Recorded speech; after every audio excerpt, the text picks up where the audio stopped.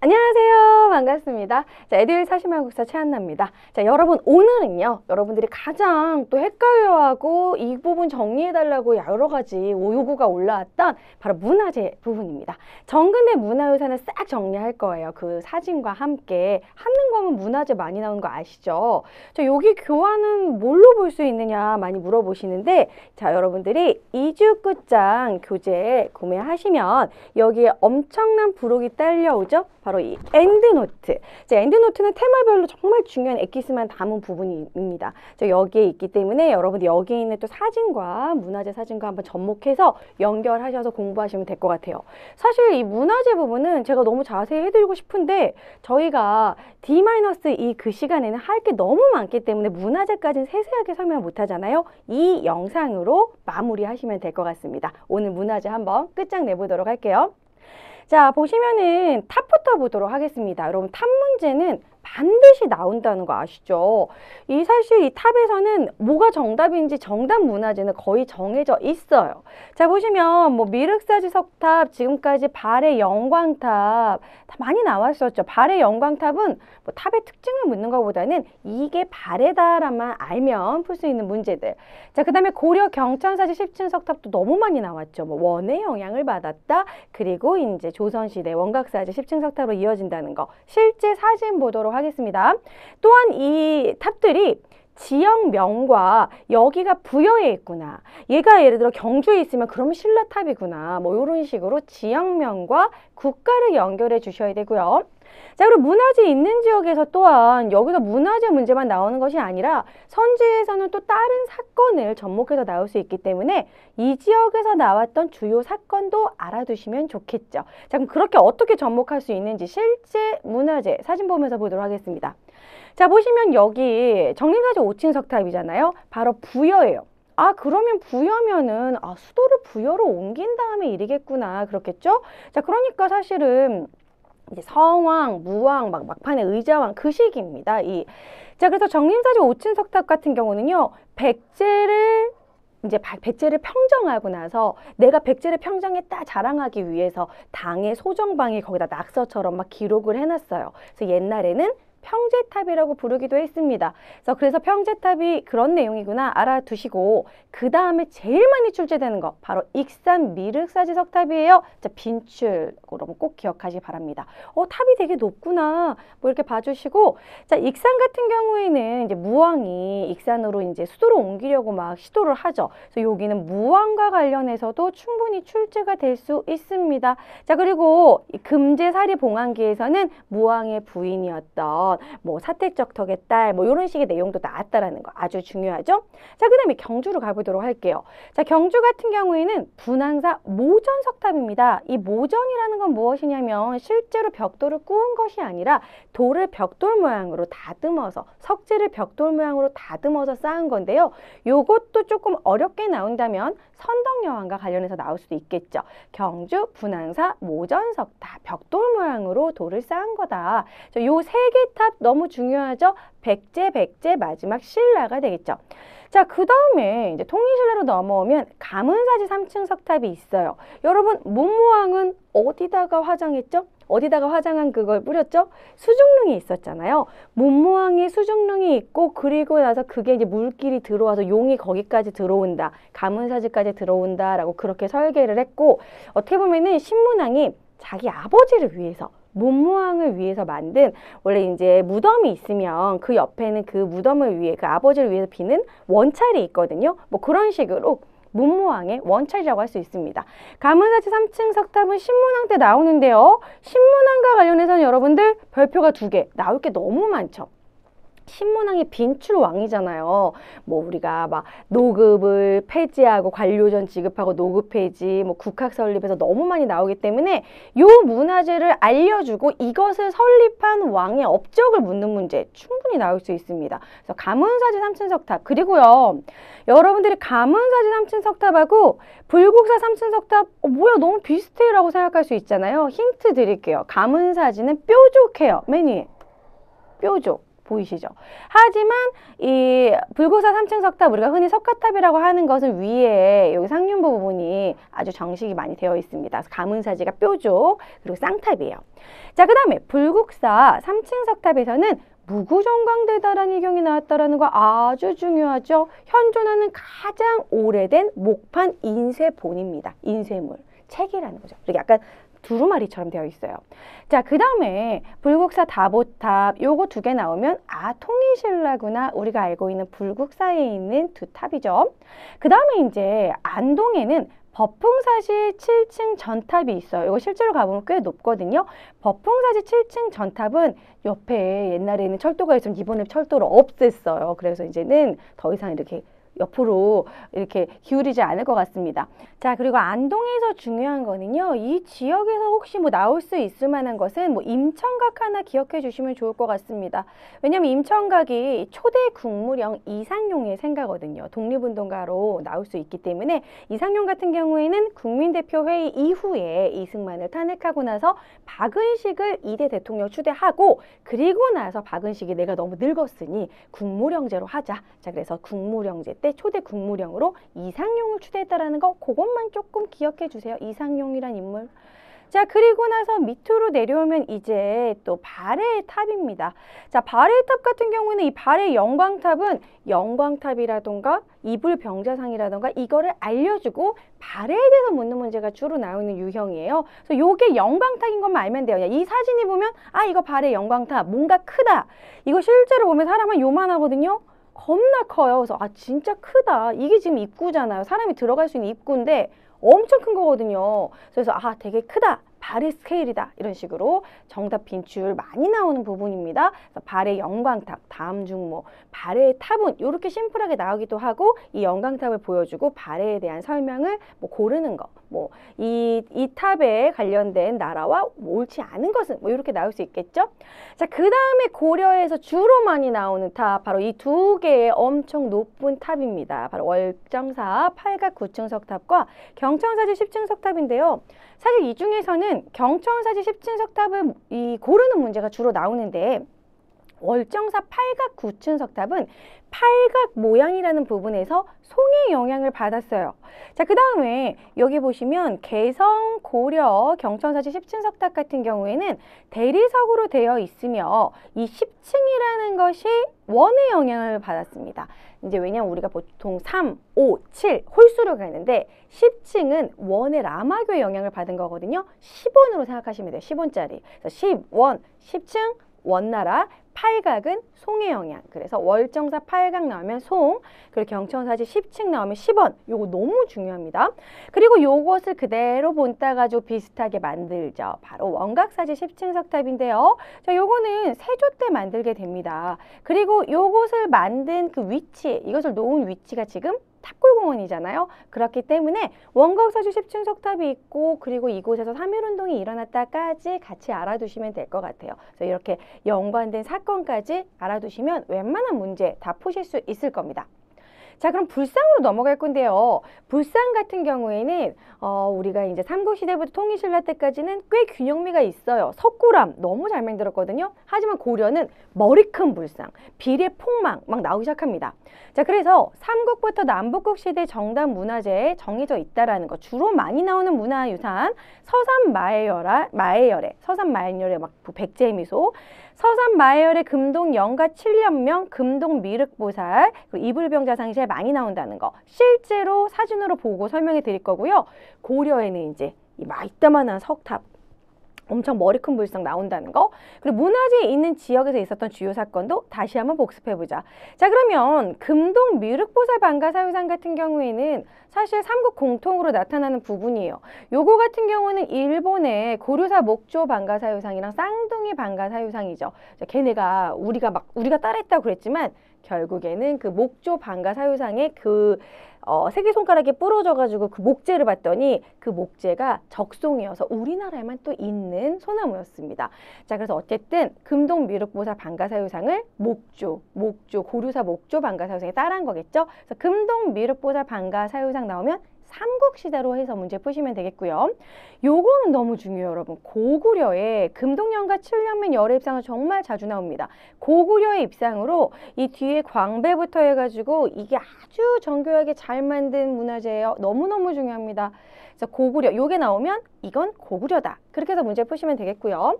그 다음에 백제, 서산, 마열의 삼존상은 뭐 백제, 미소 이런 말을 많이 쓰는데요. 웃고 있어요. 얼굴이 통통해가지고. 그래서 삼존상, 3명이잖아요. 그래서 백제, 서산, 마열의 삼존상 나오면은 이거 백제로 해서 푸시면 됩니다. 고구려는 금동연가 7년명, 백제는 서산, 마열의 요거 2개 꼭 기억해 주시고. 자, 그리고 나서 이제 통일신라 같은 경우에는 경주의 통일신라 석굴암 본존 불상, 거의 뭐 불상으로는 완성도가 제일 높다라고 볼 수 있습니다. 이 석굴암 자체도. 그래서 경주 석굴암 본존 불상, 그리고 요거 이불병자상. 요거 나오면 무조건 발해로 아셔야 돼요. 발해 영광탑, 이불병자상. 이 부처가 2명이라서 이불인데요. 정말 이렇게 이불을 같이 덮고 있는 모양이에요. 그래서 둘이 쌍둥이처럼 딱 붙어 있다? 이불병자상? 아, 발해구나. 요거 그냥 그림으로 그냥 인색을 하세요. 여러분, 요건 다 문화재는 사진으로 나오기 때문에 이거 보면 아, 이거 발해 거구나. 그렇게만 알아도 다 푸실 수 있어요. 자, 그 다음에 조금 생소할 수 있는 게 경주 남삼 칠불암 마의 불상군입니다.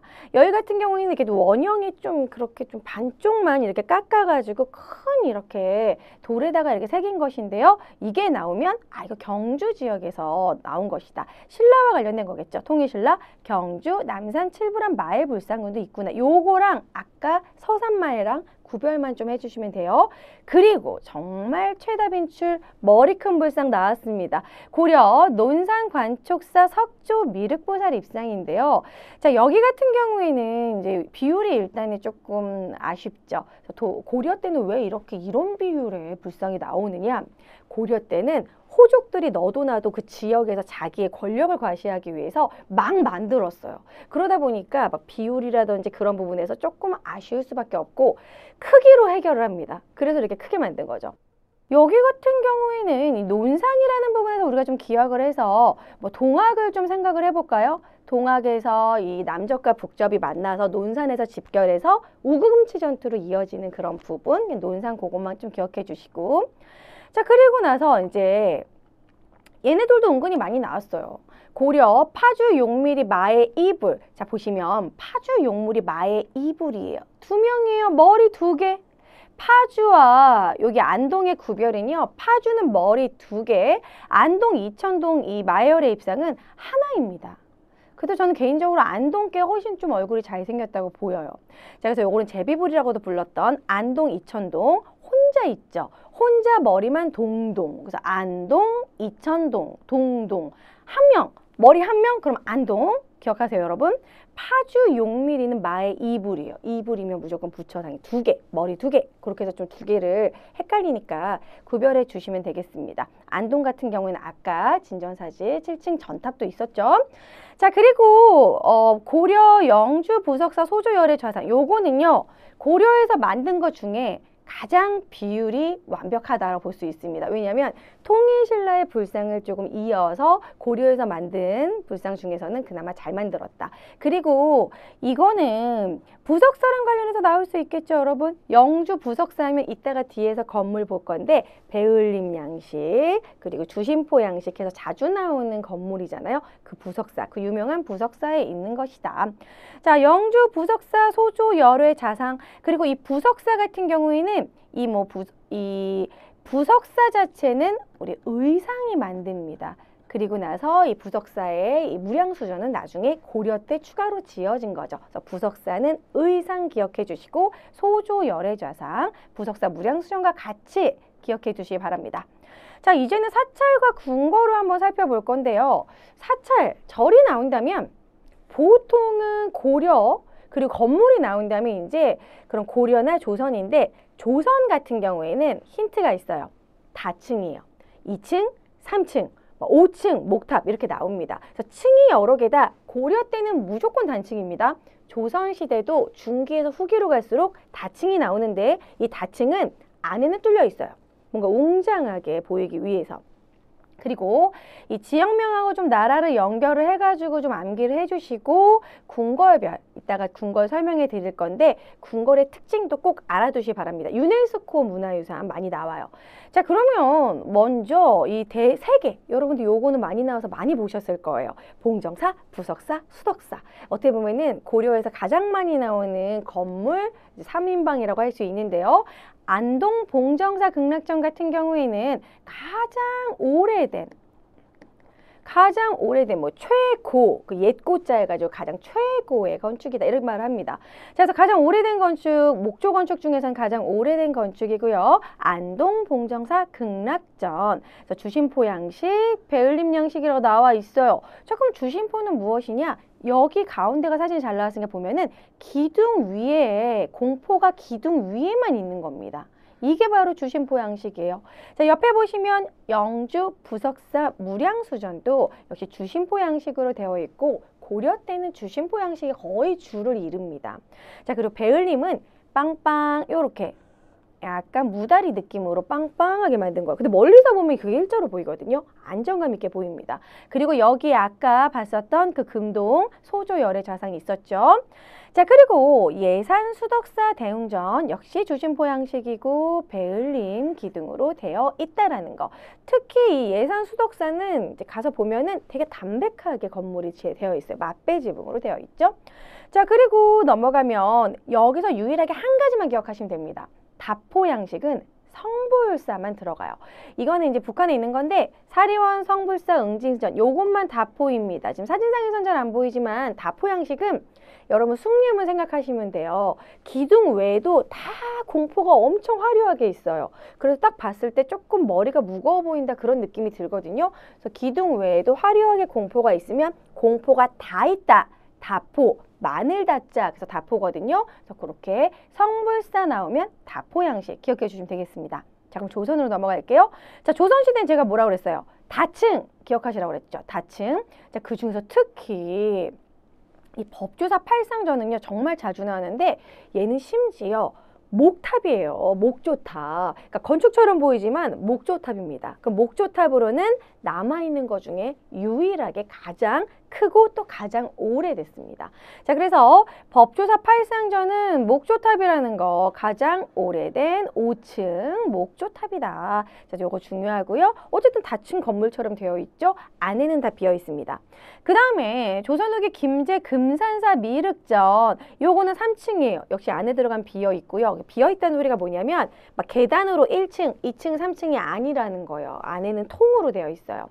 자, 그리고 금산사 하면 뭐예요? 바로 견훤이 여기서 유폐됐던 곳이죠. 견훤이 금산사의 아들 신검 때문에 유폐됐다가 열받아 그래서 탈출해가지고 이제 왕건에게 가잖아요. 그거와 관련된 지역이구나. 김제 금산사 미륵전 3층.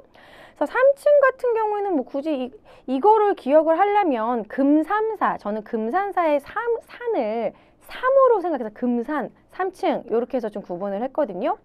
자, 그리고 밑에 내려오면 자, 구례 화엄사 각황전이 있어요. 화엄사 각황전은 2층입니다. 2층으로 되어 있죠. 구례 화엄사 각황전. 자, 그리고 마곡사 대웅보전과 쌍계사 대웅보전이 조금 실제로 가면 좀 되게 화려합니다. 그래서 조선 후기로 갈수록 점점 더 화려해지는데요. 자, 조선 후기 공주 마곡사 쌍계사 대웅보전 같은 경우에는 그냥 참고로 이때 당시에는 부유한 분홍층이나 약간 부유한 상인들이 이 절을 막 이렇게 좀 지원하기 시작하면서 좀 화려하게 절을 만들기 시작했다. 쌍계사 마곡사는 조선 후기 참고로 봐주시면 돼요. 이런 식으로 조선시대에는 다층이 나온다는 거 꼭 기억하시기 바랍니다.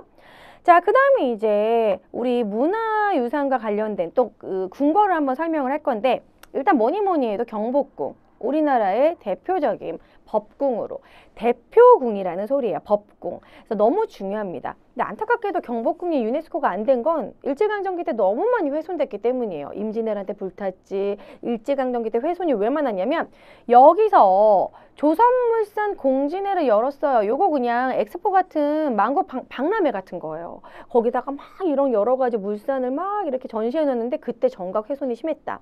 그리고 경복궁에 가면 그 안쪽에 또 하나의 건물처럼 또 들어가는 곳이 있는데요. 건천궁입니다. 여기에 바로 명성 왕성왕후가 여기서 거주를 했었고 을미사변이 일어난 곳이다. 그래서 을미사변의 장소 건천궁도 기억해 주시기 바랍니다. 건천궁. 자, 그 다음에 이제 창덕궁과 창경궁은 두 개 다 동궐이란 말이 나오는데요. 창덕궁과 창경궁은 경복궁에서 조금만 가면 있어요. 그래서 어떻게 보면은 이때부터 창덕궁을 만들었을 때부터 이궁 체제를 만든다. 법궁을 만들고 왕이 임시로 뭐 전쟁이 났거나 무슨 재난이 일어났거나 그랬을 때 잠깐 거처로 옮길 수 있는, 그러니까 한마디로 왕이 거처할 수 있는 좀 서브로 하나 만든 거죠. 그게 바로 이궁 체제인데, 그래서 창덕궁을 만드는데요. 자, 창덕궁 같은 경우에는 유네스코 세계 문화유산에 등재되어 있습니다. 유일하게, 궁궐로는 유일하게. 왜 그러냐면 동궐도라는 그림이 있는데 그 그림을 보고 그대로 보존할 수 있었기 때문에 그래서 유네스코 문화유산이 됐고요. 창덕궁에 규장각이 있는 거 기억해 주세요. 창덕궁에 바로 규장각 있죠. 정조의 규장각이 창덕궁에 있다. 조선 후기의 왕들은 주로 창덕궁이나 창경궁에서 거주를 했어요. 예를 들어 영조 같은 경우도 주로 창경궁에서 거주하면서 사도세자를 뒤주에 갇히게 한 거, 그 문정정도 그것도 창경궁에 있습니다. 근데 창경궁은 왜 유네스코가 안 됐느냐? 일제에 의해서 순종이 창경궁에 머물렀거든요. 거의 창경궁에 가두다시피.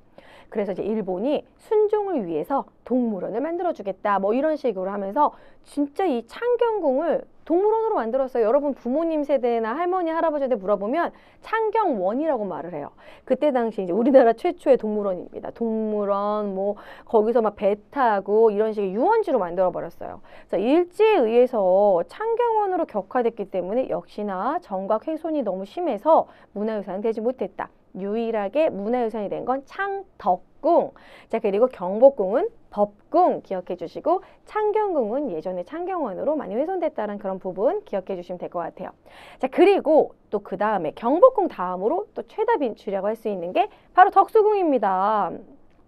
자, 덕수궁은 예전에 경운궁이라고 불렀었는데요.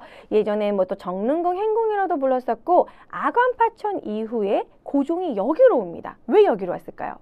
바로 이 지역이 그 덕수궁에 실제로 가면 덕수궁 돌담길이 있고 그쪽으로 가면 정동극장으로 가는 길 정동길이 있습니다. 그 정동 그 지역이 바로 러시아 공사관이 있는 곳이에요. 러시아 공사관에서 가까웠기 때문에 일본이 침입을 하거나 그러면 러시아한테 바로 SOS 칠 수 있으니까. 그러니까 고종은 을미사변 이후로 항상 불안한 거야. 그래서 경복궁으로 가고 싶지 않았던 거야. 그래서 결국 이제 덕수궁으로 오게 되는 거죠. 그래서 아간파천 이후 이곳으로 환궁을 했다라는 거, 그리고 또 덕수궁과 관련된 사건은 덕수궁에서 좀 옆으로 가면 중명전이라는 건물이 있어요. 나중에 여러분 좀 가보시면 좋을 것 같은데 중명전은 역사적인 공간, 을사늑약이 이루어졌던 곳입니다. 자, 그래서 덕수궁 근처에 이 중명전에서는 을사늑약이 이루어졌다. 자, 그리고 덕수궁은 또 석조전이 있죠. 이 석조전과 관련해서도 나올 만한 게 너무 많아요. 이 석조전은 실제로 가보면 기둥이 되게 여러 개 있고 웅장한 느낌입니다. 르네상스 양식이에요. 예를 들어 명동성당은 교회 같은 고딕 양식이라면 석조전은 르네상스 양식이라는 게 중요하고, 여기에 1차 미소공동위원회가 여기서 열렸습니다. 그래서 덕수궁 석조전, 미소공동위원회, 르네상스 양식 요 정도 봐주시면 되겠어요. 자, 무덤과 벽화로 넘어가 보도록 하겠습니다. 이 무덤도 요즘에 좀 벽화 많이 나오는 추세거든요. 자, 그래서 특히 고구려가 벽화가 많아요. 사실 지금 남아있는 것 중에서도 고구려 벽화, 뭐 별자리 모양, 생활상 여러 가지가 그려져 있는데 특히 뭐 사신도라든지 이런 거 주의해서 봐주시고, 김해는 금강가야, 고령은 대가야. 그래서 요거는 여러분들 해금 고대로, 해금이 악기잖아요. 해금 고대. 해금 고대로 앞글자 따서 김해 금강가야, 해금 연결해 주시고 고대 고령 대가야. 자, 그래서 예를 들어서 뭐 고령 뭐 지산동 뭐 이렇게 나오면은 여러분들 이따가 보여주겠지만 고령 지역 나오면 무조건 대가야라는 거, 김해는 금강가야. 자, 그리고 박익 벽화모도 요즘에 그 선지에 많이 출제가 됐으니까 그것도 일단 한번 볼게요. 먼저 자, 고구려의 장군총입니다. 자, 요거는 돌무지 무덤인데 약간 약간 이렇게 좀 계단식으로 쌓았어요. 요게 백제 서충동 돌무지 무덤과 아주 유사합니다. 요런 부분에서 고구려를 좀 계승했다, 요렇게 또 출제될 수 있겠죠. 고구려의 장군총, 백제 석촌동 돌무지 무덤과 비슷하다.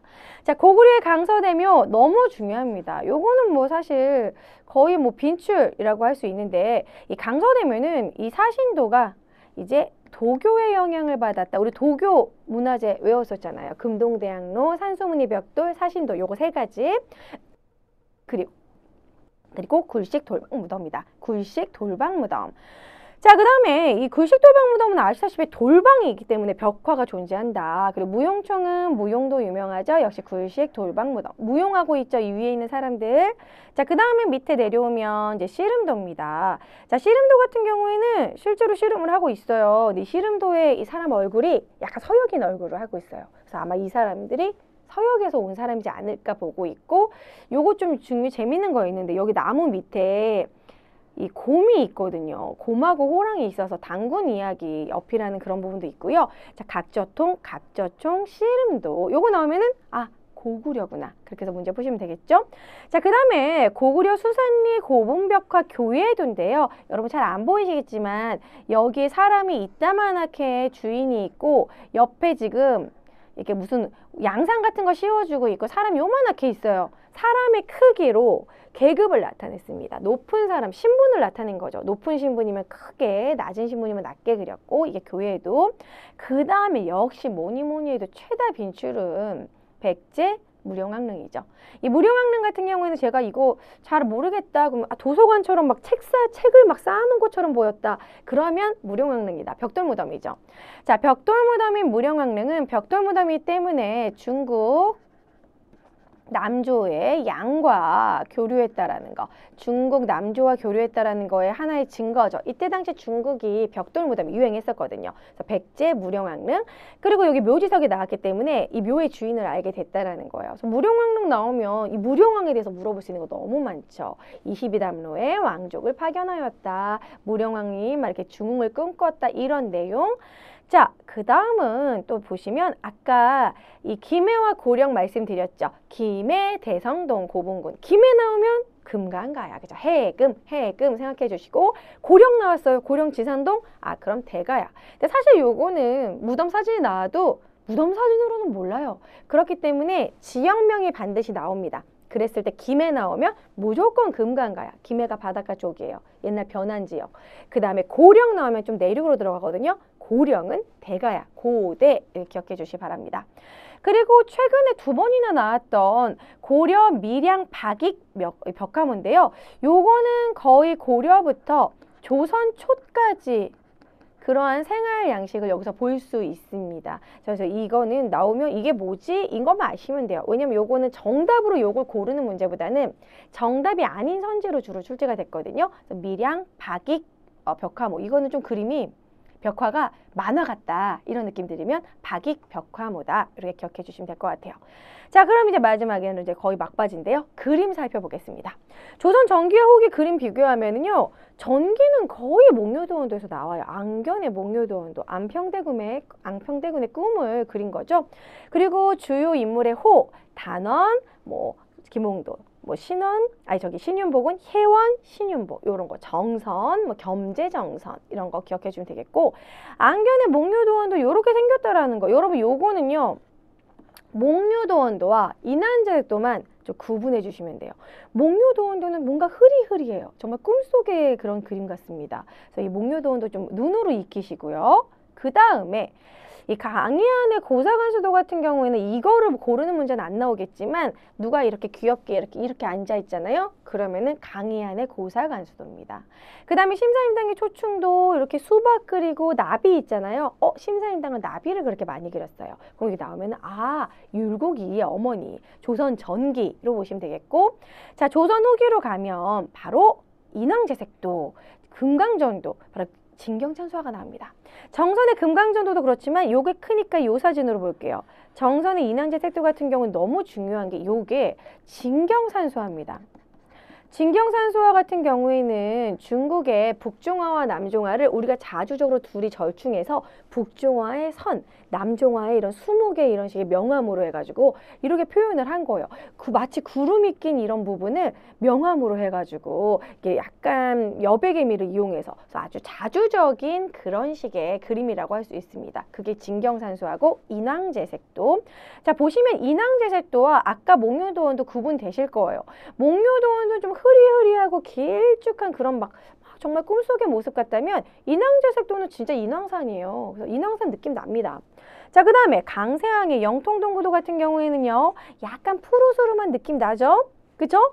이거 뭐예요? 수채화 느낌. 서양화의 기법을 여기다 접목을 했습니다. 서양화의 이런 수채화 같은 기법을 썼다는 게 좀 특이하고요. 자, 그 다음에 이번에는 세안도.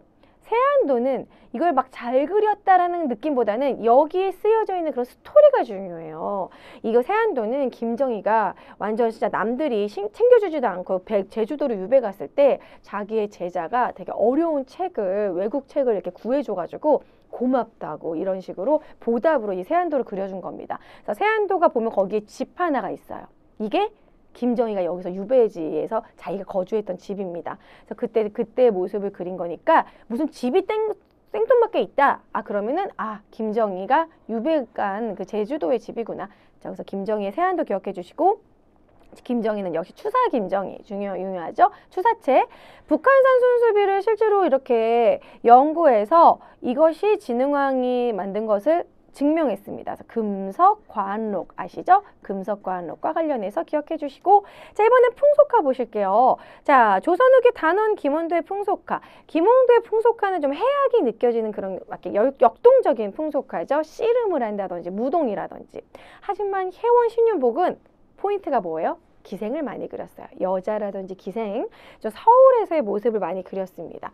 혜원 신윤복의 풍속화, 단오풍전과 옆에 월화정인.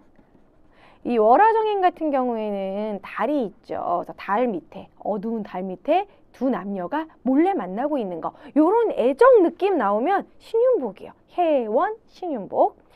자, 그 다음에 이제 서적들 한번 볼 건데요. 요건 조금 여러분들 어려울 수도 있어요. 삼국사기, 삼국유사 너무 자주 나오잖아요. 그리고 영조와 정조 때 만들어졌던 책, 그리고 법전, 그리고 이황과 이의 편찬 서적 구분해 주시고, 조선왕조실록, 일성록, 승정원일기, 유네스코 유산들을 한번 쭉 볼 건데요. 자, 일단은 남북국 시대에 관련된 책은 설총의 화왕계가 있습니다. 화왕계는 할미꽃하고 장미꽃이랑 해가지고 그 일화로 이제 신문왕에게 뭔가 좀 이렇게 교훈을 주기 위해서 설총이 만든 그런 내용인데, 이 설총은 여러분들 원효의 아들로 또 이두를 정리했다는 거 기억하셔야겠죠? 자, 그 다음에 원효 같은 경우에는 원효는 대승기. 그래서 우리가 이제 원효, 원대하다 이런 식으로 원대 이렇게 기억해 주고, 대승기실로서 원효가 만든 거 요 한 개만 좀 기억해 주세요. 대승기. 이승기 씨가 대스타가 됐잖아요. 대승기 이런 느낌으로. 의상은 화엄종을 중시했습니다. 그러니까 화엄이 당연히 1승을 했겠죠. 화엄 1승, 화엄 1승 기억해 주시고, 그 다음에 고려시대 같은 경우에는 김보식의 삼국사 기전체. 기전체 이렇게 기억해 주세요. 김보식의 삼국사 기로 끝나죠? 기전체입니다. 그래서 이거는 실제로 사마천의 사기가 기전체로 쓰여졌거든요. 그래서 그 사기를 보고 우리나라도 그런 식의 역사서로 쓰고 싶다. 그래서 비슷하게 삼국사기 이렇게 쓴 거예요. 자, 그럼 기전체고 유교사관으로 쓰였으며 다소 보수적이라는 부분이 있죠. 약간 신라계승적입니다. 삼국유사 같은 경우는 어때요? 뭐가 있어요? 당군의 건국 이야기로 너무 유명하죠. 이련의 삼국유사, 당군의 건국 이야기, 뭐 불교라든지 민간 설화. 그 다음에 이승유의 제왕운기 같은 경우도 역시 당군과 관련된 당군 건국 이야기 수록되어 있고요. 이규보의 동명왕 누구예요? 고구려 주몽이죠. 고구려 계승의식. 동명왕평은 고구려 계승. 삼국사기는 신라 계승의식. 그리고 조선 전기로 갑시다. 자, 조선 전기 같은 경우에는 조선 경국전 불시자변 요거 2개 정도 전에 저서라는 거 기억해 주세요. 불시자변 같은 경우에는 불교를 비판한 거죠. 숭유억불. 자, 그 다음에 고려사 전료 요거 편년체로 문종 때의 저서입니다. 향약 집성방 요거 세종 때 만든 거죠. 고려는 향약 구급방, 고려의 기억, 향약 구급방의 기억 이렇게 연결해 주시고, 농사직설, 향약직성방 모두 세종 때죠. 자, 그리고 고려는 이암의 농상집요. 그 다음에 성종 때는 요건 좀 중요해요, 여러분. 여기서부터 빈출이에요. 자, 동국통감은 우리가 통사로 처음 만든 거예요. 단군 시기부터 우리 고려 말까지 쫙 통사로 쭈르륵 통으로 역사를 통으로 쫙 흐름을 잡은 거. 동국통감, 성종 때 완성을 했습니다. 그래서 고조선부터 고려까지의 역사서를 편년체로 엮었다. 악학개범도 성종이 음악을 정리해서 성종 때 엮은 것이죠. 자, 이황의 성악 10도와 이의 성악 지묘 구분할 수 있는 꿀팁을 알려드릴게요. 이황 같은 경우는 여러분들 황도로 생각하시면 돼요. 황도. 이거를 이런 성악을 도식화해가지고 막 그림으로 그려서 표현했거든요. 황도. 자, 이 같은 경우에는 지묘예요. 왜냐면 이는 이렇게 내가 이렇게 공부를 시킴으로써 군주의 기질까지 바꿀 수 있다고 생각했어요. 군주를 공부시키려고 너무 집요하게 만든 책이다. 성악 집요. 집요는 이, 그리고 황도 이렇게 해서 성악 십도는 이황. 요 구분하실 줄 알아야 됩니다. 자, 그 다음에 영조 때 만든 저서는 두 가지만 꼭 기억합시다. 속대전. 영조. 그 전에 경국대전이었죠? 그 다음 편, 속편, 그래서 속대전. 자, 그리고 동국문헌비교 같은 경우에는 백과사전이에요. 동국문헌비고. 자, 그래서 영조의 동국문헌비고 여러 문헌들을 발췌해서 다 백과사전을 만들었다. 영조. 자, 정조는 대전 통편인데요. 그럼 흥선대원군은 대전 회통. 요거 두 개 너무 헷갈리죠? 흥선대원군은 뭔가 카리스마 있게 화통하다. 그래서 회통. 구분해 주시고, 유형은의 반개수록 여기에 이제 균전제가 수록되어 있는 거, 실학과 관련된 정약용의 일표의서, 목민신서, 경세유포 흠음신서, 정약용의 여전론 뭐 이런 거 기억해 주시고, 실학은 너무 중요하죠. 유수원의 우서, 우서 같은 경우에는 상업과 뭐 농업 이런 거 차별하지 말아라, 중상학파라고 할 수 있죠. 자, 그 다음에 홍대용의 의사문답 너무 중요해요. 이 의사문답이 문답식으로 이제 글을 쓴 건데 처음으로 그 무한우주설, 지전설을 처음 만든 건 아니지만 지전설은 김성문이 처음이지만 지전설, 무한우주론은요. 우주가 무한해서 외계인이 있을 수도 있다. 이런 얘기도 쓴 거예요. 우리만 여기 사는 게 아니다. 대단하죠. 그래서 지전설과 무한우주론, 의산문답. 자, 박지현의 열하일기. 이거는 인물과 책만 연결해 주셔도 됩니다. 박제가의 북학이 막 소비를 많이 해라. 유독공에 바르고 여기서는 남북국이라는 용어를 처음 사용을 했죠. 자, 그 다음에 정약전의 자산어부는 물고기, 어류도감이에요. 흑산도로 유배가 쓰니까 여기가 섬이잖아요. 그러니까 물고기를 연구했겠죠. 자, 조선왕조실록은 편년체, 몇 날, 며칠, 몇 월 막 이런 식으로. 자, 그래서 편년체로 썼고 사초와 시정기를 모아서 실록청에서 만들었다. 유네스코 기록유산에 등재되어 있고요. 승조원 일기는 말 그대로 일기예요. 국왕의 일상. 일성록은 왕이 직접 쓴 일기입니다. 정조 때부터 썼어요. 그래서 정조가 세손 때부터 썼던 본인의 일기가 일성록이다. 자, 그러면 우리 마지막으로는 도자기 정리하고 마무리해 보도록 할게요. 자, 도자기는 제일 처음에 순청자, 깨끗한 순청자, 요거 고려 때 문이 없죠? 순청제. 이런 참외무늬병. 그 다음에 상감청자는 여기다가 이렇게 파서 백토를 이렇게 때운 거예요. 그래서 뭔가 화려하죠? 이것이 바로 상감법. 그래서 삼각무늬가 있는 상감청자. 그러다가 고려 말로 되면 원간석기가 되면서 원의 영향을 받으면서 분청사기가 나타납니다. 고려 말에서 조선 초까지 분청사기. 분청이라는 건 겉에가 약간 꺼끌꺼끌한 느낌. 그러다가 이제 15세기에 하얀 달 항아리 이 백자. 그러다가 조선 후기가 되면 중국으로부터 이 아라비아 향료가 들어와요. 그게 바로 회회청입니다. 그래서 회회청, 우리가 흔히 말하는 코발트 블루예요. 그래서 이 회회청 코발트 한료가 들어오면서 청화백자를 만들게 됩니다. 청화백자는 청을 생각하세요. 청으로부터 안료가 왔구나. 아, 그러면은 조선 후기겠구나. 그래서 청화백자. 자, 여기까지 여러분들 한번 빠르게 달려왔습니다. 문화유산은 요 정도만 여러분들이 싹 정리해도 틀릴 문제 없을 거예요. 여러분 다시 꼼꼼하게 내가 문화재 약하다. 그럼 이 영상 한 번 보고 두 번 보고 여러 번 봐서 완벽하게 사진과 함께 매치해 주시고요. 자, 그리고 아까도 말했지만 요 교환은 엔드노트에 들어있다라는 거. 자, 그럼 저랑은 나중에 또 다른 강의에서 만나도록 하겠습니다. 다음에 만나요. 안녕.